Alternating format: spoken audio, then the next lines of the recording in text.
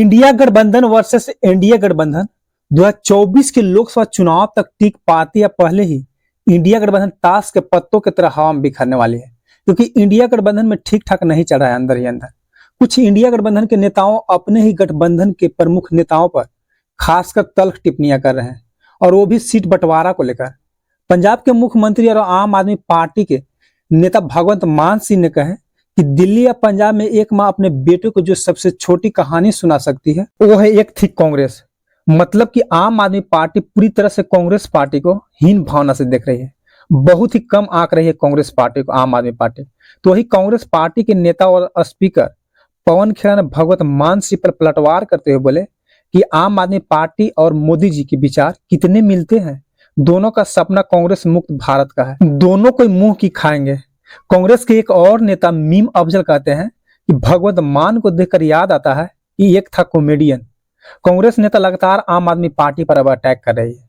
कांग्रेस के नेता संदीप दीक्षित बोले कि आने वाला समय में मताएं ये भी कहेंगे कि एक पार्टी थी जो आजकल तिहाड़ में मिलती है। पश्चिम बंगाल में भी ममता बनर्जी के पार्टी पीछे नहीं है।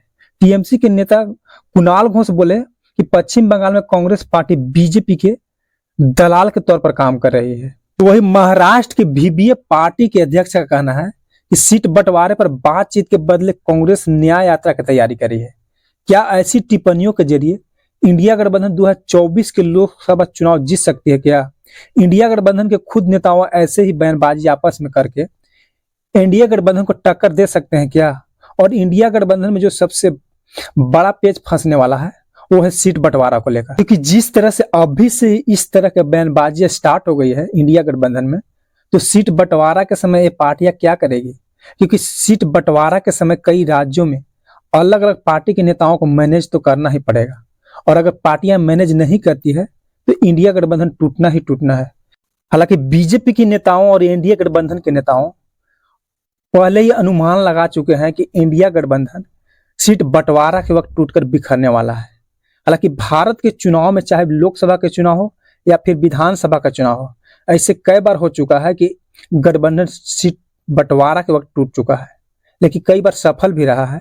लेकिन 2024 के लोकसभा चुनाव को ध्यान में रखते हुए इंडिया गठबंधन जिस तरह से इंडिया गठबंधन को मात देने के लिए बनाई गई थी और लगभग अभी तक चल ही रही है, तो क्या 2024 के लोकसभा चुनाव तक इंडिया गठबंधन के सभी पार्टियां एकजुट होकर चुनाव लड़ेंगे और इंडिया गठबंधन को मात दे पाएंगे, या फिर पहले ही बिखर जाएगी इंडिया गठबंधन?